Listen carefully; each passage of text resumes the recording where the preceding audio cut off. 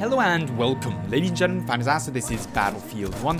In today's weapon review, we're going to be taking a closer look at the Howell Automatic SLR, introduced of course for the Medic class in the Apocalypse DLC. As per usual for these weapon reviews, when we're looking at the unlock requirements of this weapon, the stats, the performance that it brings to the table, how the different variants compare to each other, as well as of course other available SLRs for the Medic class in Battlefield 1, and last but certainly not least, we're going to be going into how to get the most out of this weapon when using it on the battlefield. That being said, let's jump straight into the unlock requirements. As simple as they are in this case, you should have no trouble unlocking this weapon. To get the factory version of it, you're going to have to get 50 kills as Medic. That's with any Medic weapon, so relatively easy and relatively quick to complete. If you wish to unlock the sniper variant of the Howell Automatic, you're going to have to get 50 kills with the factory version of it, as well as within one round, perform 600 points of healing. All relatively simple to do, as long as you essentially play the Medic class in any kind of healing or team-orientated fashion. Having the unlock requirements then covered, let's move into the stats. Specifically as baseline here, we're going to be looking at the factory variant of the Howell Automatic. With a maximum damage of 42, minimum damage of 30, we have a guaranteed 3-shot body shot kill out to 54 meters, so comfortably into medium range. However, from that point onward, you are going to require 4 body shots to down your target successfully. Fire rate here is in the mediocre department for SLRs at 257 rounds per minute, accompanied by a relatively strong but not record-breaking muzzle velocity of 740 meters per second, as well as a comfortable magazine size at 21. Accompanying such a magazine, the reload times are of course a little bit more lengthy, but arguably for this weapon quite comfortable, with a relatively fast short reload at 2.7 seconds and a slightly more painful long reload at 3.8 seconds. Recoil, once more, not very spectacular when it comes to the stats we have available here, with a vertical recoil of 1 and relatively decent horizontal recoil, that's to the left and right, of 0.24. This weapon has a certain kick to it, nothing however that should stop you using it successfully. When it comes to spread attributes, things are more interesting than they usually would be, and that's because essentially this weapon, as for now at least, is slightly bugged. While the normal values, the spread values, that's for example aiming down sight while not moving at 0.18 or ADS while moving at 1.02, as well as the hip fire at 3 are exactly what you would expect from an SLR, the spread increase per shot is actually not what you would expect. At 0.2 at least currently per shot, this value represents the pre-time to kill patch order that SLRs followed when it came to spread increase per shot. So it is very much expected that this weapon is adjusted to the usual spread increase per shot of 0.1 found pretty much across the board on all SLRs since the time to kill patch, introduced of course alongside the second part of the Turning Tide DLC with the North Sea update beginning of this year. So do expect this value to improve and thus this weapon to get a slight buff in the future. Leaving the normal spread values to one side, however, what is of course always of interest when it comes to SLRs is the maximum fire rate at minimum spread.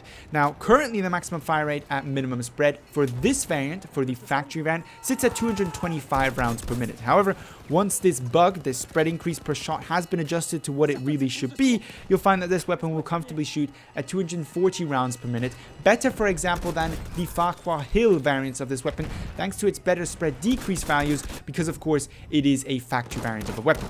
Having covered the stats, however, let's talk a little bit about how the factory variant compares to the other available variant of this weapon, the sniper variant of the Howell Automatic.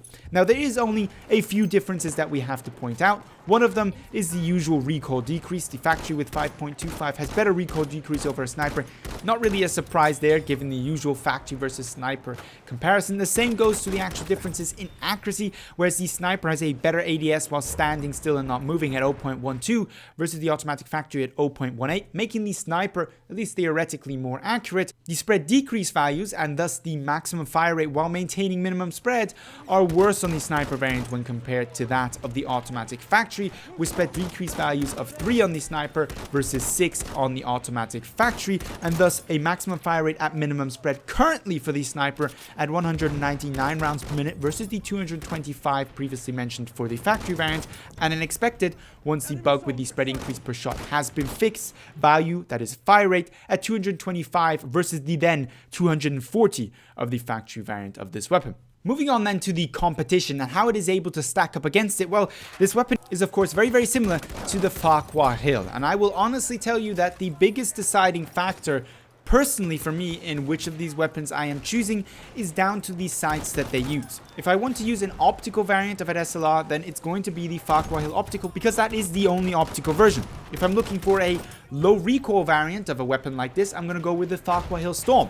If I'm looking for a weapon that's going to be able to essentially spam fire quite comfortably because of its very excellent spread attributes, those are of course only expected once this weapon has been patched, I'll go with the Howell Automatic factory. And if I'm looking for a scoped SLR, as I usually am personally, then it's going to be the sniper variant of the Howell Automatic and not any of the Farquhar-Hill variants. There is of course some stat differences to point out. The Farquhar-Hill has generally better muzzle velocity and generally slightly worse recoil. Not of course the Storm. The Storm clearly has the best recoil overall. The Howell Automatic factory and Farquhar-Hill optical are the best to spam fire because of their at least expected or already present better spread increase per shot values and good spread decreases, whereas of course the Farquhar-Hill Storm benefits from that recoil and the sniper variant benefits from that scope. So make your choices essentially down those lines on what you would prefer. If you're looking for a reliable weapon, however, then these 3 to 4 shot SLRs are not really what you're looking for. Then really you want to go for something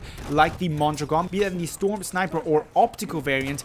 Comparing specifically the Sniper, you're going to have to deal with more recoil than you would with the Howell Automatic Sniper, but of course you're guaranteed a 3-shot kill at all range and have some decent fire rate to go along with it. It's really essentially all a matter of personal preference and what you're using this weapon for.